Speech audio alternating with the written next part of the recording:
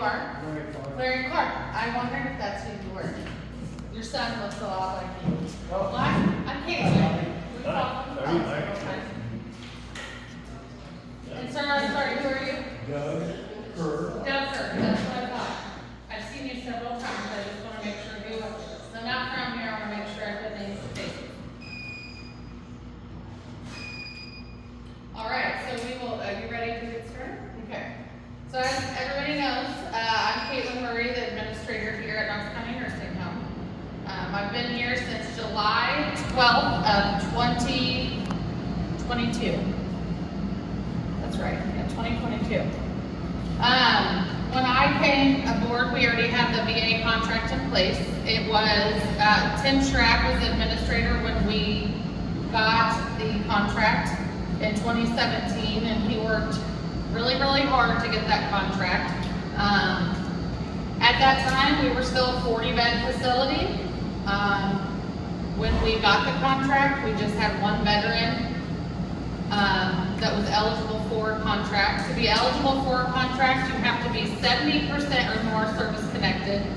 I know the board and those people in the room have heard me already say this, but I will explain that that is determined by the VA, your service connection. And then if you're 70% or more, that means when it comes time in life that you may need a nursing home, you could enter under a contract in a contracted nursing home. We were on that list. Our average since I've been here, I can only speak to, since I've been here in 2022 in July. The most we've had is 3 veterans under a contract. The least we've had is 1. So on average, 1 to 2 is what, since 2017 is what this home is average. So on March 12th, actually March 11th, I received a phone call. About a week and a half, almost 2 weeks prior to that, we accepted Larry Stone in our nursing home under a contract. He was our only one at that. We had one pass away a couple weeks before that. So Larry Stone entered under a contract, and then about 8 days later, I received a phone call from Devin Stewart, our coordinator with the VA in Columbia, because that is where our hub is for the veterans. And she informed me that I would be getting a letter the following day on March 12th, but that they had just gotten out of a meeting, and it was decided that our VA contract was going to be ending. They weren't going to renew it. They were pulling our contract. When Devin and I worked very closely over the 3 years with me learning all the things that I have to do throughout the year to uphold this VA contract. There's many things from paperwork to submitting things to them to be in good standing with our contract. Everything has been done and done at a timely manner for them, or else they wouldn't have renewed.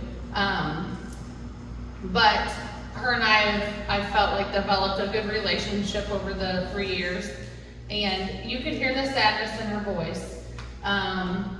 She said that and when I asked her why, she had stated just with our low census of only averaging 1 to 2, and she said because we are one of the furthest homes from them in their area, which we are, an hour and a half from Columbia, that they are by law or by their regulations supposed to come in every 45 days for a visit, and so the mileage and things for their staff to come that frequent, all of that was looked at, and they decided to just not continue our contract. So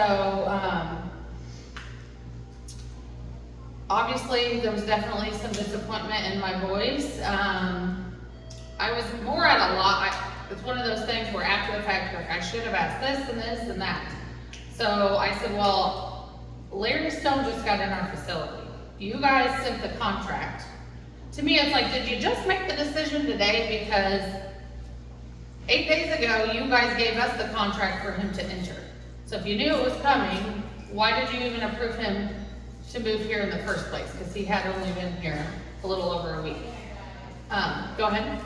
At what level of government was that decision made? Was it at the state level? Well, I'm going to read you this letter. We actually have not gotten that answer at all. So to speed things up, so she told me that, and I said, well, I'm not calling in. I'm not telling her, no way. I said she cried happy tears the day I was standing right out here and the day he was brought in our facility, and I am not calling and making that phone call. She said, you don't have to, I will. So she called to tell Annie, and then the following day I got the email from Jessica Hansroff, from the Department of Veteran Affairs, VA Heartland Network, it says, in Leavenworth, Kansas. So that's where the letter is, the letterhead states here. So she is the one that I talk to frequently throughout the months every year, with all the things that I have to do. And I actually pay in, I as in the facility pays into the government every year to keep our contract. We have to be registered on SAMS.gov, and that costs the facility. So they don't pay me anything other than for the care of the resident, and they're gonna pay that. That was my question to Devin, is that you're gonna pay that whether Stoney's at Macon Healthcare or here, or any other contracted facility. His level of care and that billing rate is the same no matter what contract, like the VA sets that. So as expense, you just cut us, when I actually pay in. To me, I was thinking, you're losing more money. You just cut our contract, so no longer is that gonna be paid into the government. Where that money goes when I pay that registration, I have no idea, but, anyways, so they sent the letter. It states, to whom it may concern, the purpose of this letter is to notify you that the government has decided to not exercise option 3 under contract with the numbers of our contract. Contracted community nursing home services will end on April 13th, 2025. So as we were stating in the board meeting before this, that is who they said decided, the government. Well, I know a lot of people with the government that would say, I didn't decide this. Like, that's a very broad statement. She said, although you recently received a letter of intent to exercise option 3, it also included language that the notification does not commit the government to exercise the pre-priced option. The community nursing home coordinator will work with veterans at your facility to discuss the placement options available to them. Please remit remaining invoices timely, but not more than 60 days following the end of the contract expiration date. If you have any questions, please contact Jessica Hansroff with her number or by email. So that is the letter that I got.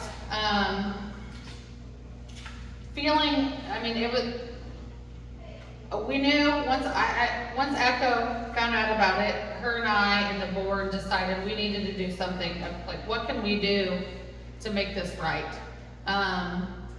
So Echo, in true Echo fashion, we wanted to make a motion, so we decided to do she called and asked if I thought Annie would be okay doing an interview, and I said, absolutely. I said, Annie is right on board to do whatever she can to get this contract back and to make this right. So once that went out, all the local news people and even I think non-local have picked up the story, and then phones were ringing. I was actually out of town at a conference in Columbia, and I was stepping out left and right with phone calls. Senator O'Loughlin, which we have Lois Bragg here from Senator O'Loughlin's office. She was one of my phone calls. Larry Clark, I've heard your name a lot of people have reached out to you. I know that you saw it all over the media, like everybody was, community members listing everybody who to contact, we need to make this right. So after all of that, our promotion worked. The VA contacted me, it would have been last Monday. Devin called and said, well, actually Lori came and got me my administrative assistant and said, Devin with the VA is on the line, she wants to set a meeting. I said, oh yeah. here we go. So I called and she mentioned that they've seen the stuff throughout the media and they'd really like to come and better explain their why to the cancellation. Well, absolutely, let's meet.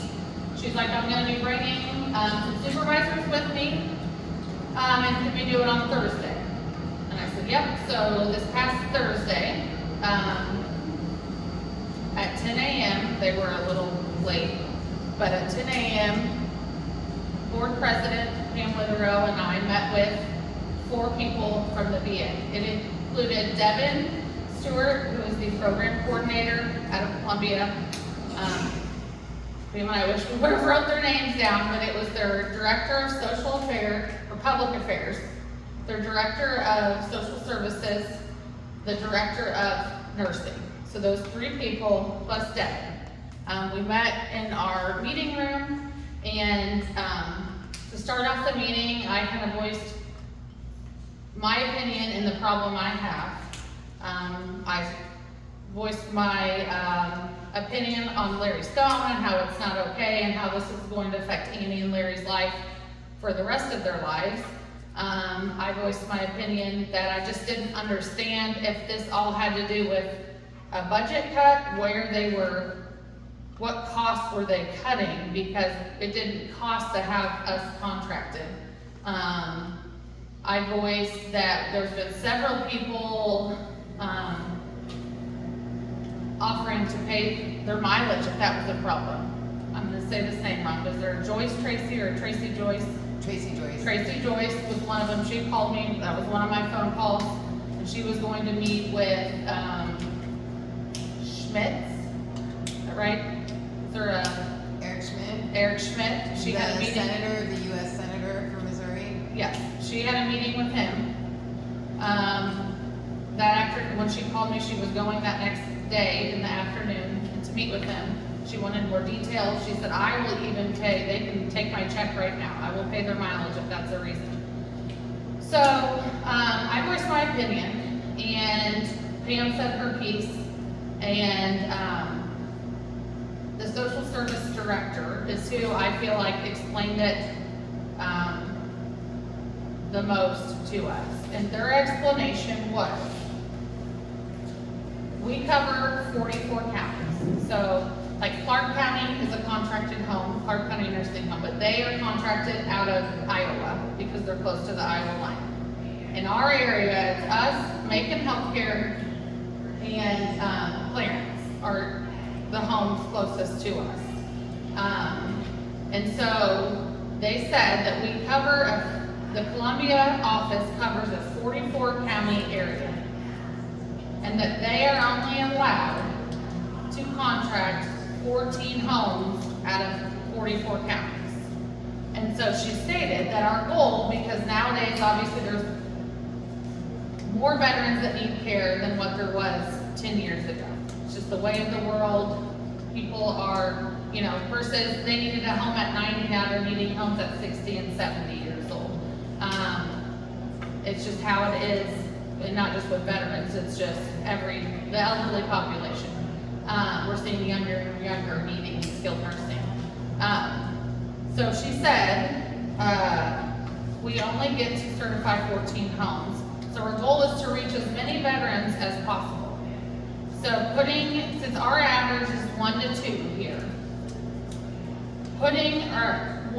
using one of the 14 slots for our home, she said just didn't make sense to them, because they want to contract, especially she said when you have 2 other homes within a 60-mile radius, they're contracted.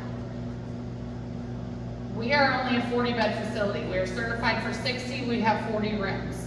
Macon Healthcare is much bigger than that. Clarence is bigger than that. And I wish I would have wrote down what they are, but I know Clarence is at least, I want to say they're at least 60, if not 80, maybe even more than that. And then Macon Healthcare the same. I mean, they're almost double. I think Macon Healthcare might be double than us. But they said that was something they looked at, since within an hour of our town, there was contracted homes, that they decided they were gonna contract other homes to reach more veterans. So a home somewhere that maybe has 10 veterans on their list waiting to get in under a contract, that they could reach more veterans that way. So when Pam and I heard that, we're like, that business aspect wise makes sense. If your goal is to reach as many veterans as possible, contracting a home, and you're limited to 14, contracting a home that only averages 1 to 2 makes sense. So when she explained it that way, we felt like we really didn't have much to say, because we do remain full at all times because we do give great quality of care. And Devin even spoke to that. She even got tearful during the meeting. I mean, it felt very heartfelt. Pam, would you agree?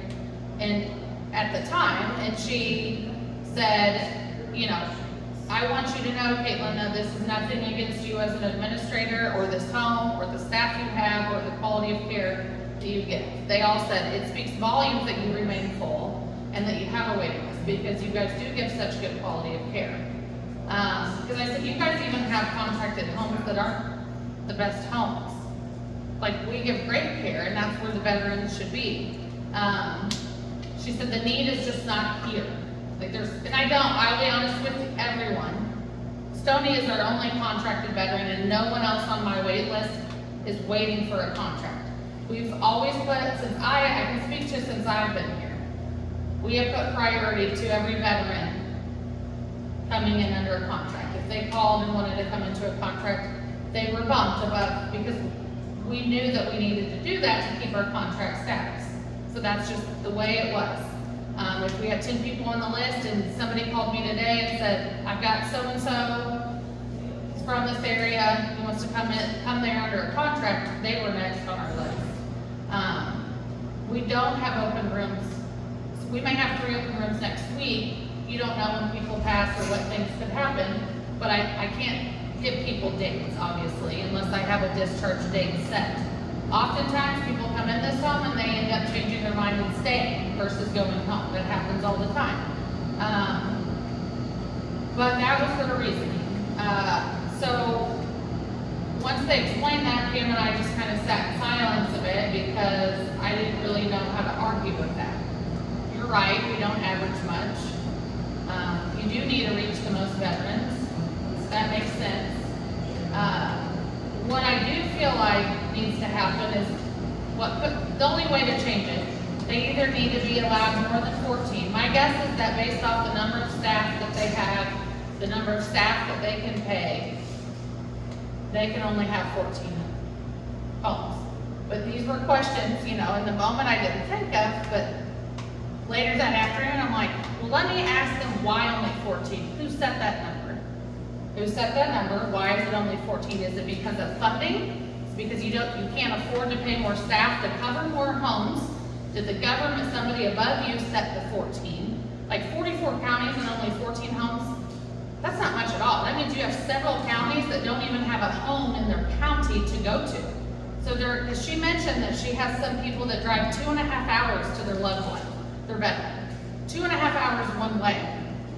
So when she brought up, well, our 1 hour for Annie looks minimal, but that doesn't mean that it still should be forgotten. No veteran's family should ever, like, they served our country, they should never have to drive that far to see their loved one, just to be under a contract in a home. If it was up to me, every county would have a home contract. There should be 44 allowed if there's 44 counties. Some homes don't want to be a VA contracted home, obviously. Like, I doubt there's a huge pile of homes wanting to be contracted, but there's a lot that you have to do to keep that contract in good standing. And they're supposed to come in every 45 days. I can attest that they do not come in every 45 days to visit the resident. They do their best, but it's not every 45 days. So going forward, what can we do? I don't know. I think that either they need more funding, if that's the issue. Since I've thought of all these questions I have now about like the number 14 out of 44 counties, and is it a funding for staffing? Is it just because you don't have the staff and you can't find it, or you don't have the money to pay it, or what is the issue? Or you don't have the funds to contract that many? as far as like cover that many veterans care. But you're limiting how many veterans can be cared for when you're only contracting 14 out of 44. So a lot of people, like Annie's options were, well, and this was something that they said, well, can she pay private pay? Why? He served in Vietnam. Why should he have to spend his own money to pay for his care when he could be somewhere under a contract and have free care for the service that he did for our country? That would make no sense. So I'm sure there's veterans out there in these counties that don't have a home that are paying out of pocket for a home because they want to be near their loved ones and there's not a home nearby that they can go to under a contract. I'm sure that there is, I guarantee you. If people have, and I don't care if Annie's a millionaire, they shouldn't have to. The veteran should be able to choose. If Larry wants to be here because this is where family's at, contract for home. Do a contract with the home. That's where that veteran wants to be. If John Brown is from, I don't even know, is from Scotland County and wants to go to Memphis, his new home, because that's where he has been born and raised and all of his family and friends are there, do a contract with them. Let the veteran decide or the family decide. I had questions. I've reached out to Devin. I've called her 2 to 3 times over the last 2 days. I've sent a text message she has a work phone. That's the only number I have. She's not returned my call or my text. I was hoping to have more answers on the number 14 as to the why, who set that number and the why. I can't get a response back. I know Echo's had some trouble with some people out of Washington, D.C. getting a response back. Pam's made a phone call. She never got a response back. So hopefully, I think Senator O'Loughlin's office is going to reach out and try and get a response back. I was trying to get Echo the names if he was present at the meeting because I didn't write the names down. I just wrote their titles. That's another question I'm trying to get answered, but. I do have Devin's name, so that gives the senators. Yeah, yep. So those 3 people's names that were present other than Devin Stewart, I know her name obviously. But I just feel like our only possibility is it increase in funding? Is it, like that's the only way I feel like we can get a contract. I still don't feel, and neither does the people in this room, feel like that was a good enough reason. Like, when you contracted us in 2017, we weren't any bigger. We were 40 rooms with 1 resident under a contract. So what's the difference? What's the difference today? I'm sure they'd say the need is higher now, because I'm sure it is from 2017 to 2025. The need probably is higher. But that doesn't discredit the people of our community, you know, like the Vietnam vets or any vets that are 70% or more service connected that we're planning on spending, you know, if they ever needed a nursing home, they pay taxes their whole life to this nursing home. We're taxpayer supported, and now they can't even come here. It's not even an option. Macon or Clarence is your closest. So it's just unfortunate. And we're not talking huge numbers. If I am correct in thinking, I think they said that overall, their 14 homes on average only have 5 residents under contract. So I mean, for us being only a 40-bed facility, and at one time we had 3 since I've been here, that's really not, that to me is normal to be a little under average when you're this small of a home. Every nursing home has 40 residents. If you're under that, you're probably close to closing your doors. Financially, it's just not sustainable. If you're a 120-bed facility and you got 30 residents, you're probably about to shut down. So anyways, that's all I know. Is there any questions? Trina Breeze, Senator Smith's office, they were to personally contact you. Who did you say? Trina Breeze, No. did she ever call you, Annie, because I gave her your number? I'm sorry, I didn't hear you. Trina Reeves? Breeze, Green. Senator Smith's office, did she ever call you personally? Senator Schmidt's office. Gave her What your did she phone say? number? Did Trina Reeves from Senator Schmidt's office ever call you? No, no. I haven't been contacted by any, government representative other than Devin Stewart, who is The the, coordinator, pardon me? our coordinator. Yes, Devin. and that is the only person that has ever contacted me, and I have given my 100%, give my number to whomever it may concern, the letter Echo again. gave it to me. And I would be very willing to talk to anyone that calls me from the VA. I have no, And Annie, will you touch on, do you wanna touch on the response? Do you wanna give an update on what's going on with Larry? Do you wanna, on the news Think that I you should. just got? Yeah, it's pretty tough. So it's your decision, you don't have to. I think the community would be interested in knowing what's going on with him. Well, and to touch on, like, Echo's reached out to, or somebody from Washington DC has reached out to Echo, and Echo, I don't know if you want to give the name, but, he was under the understanding that Annie had gotten a phone call, and in the email it stated that Annie had gotten a phone call, he was under the understanding that Annie got a phone call, and she was in agreement to move him to Macon. Annie did not receive a phone call to agree with anyone other than Devin Stewart. And being notified that he had to move. Yes. Yeah, so, I mean, it's interesting that somebody that high up has been told that, well, the family was in it. Why would she have ever moved him here if she was agreeable to go back? I mean, it just doesn't make sense, so I think they're hoping that this all just dies down and we just, okay, we've lost the contract, and I think even after we ended the meeting, they kind of felt good about it, that we didn't really know what to argue with when you look at the business side of things. And we both touched on their specific story, and they felt heartfelt about the story, but basically that there was nothing that they could do about it. They said they're very sorry that, this has happened to them, but that's when she stated that she has some families that have to drive 2.5 hours one way to see their loved one. Okay, so it sounds like the issue is then that we need more contracted homes. The number needs to go up. Because That would be wonderful.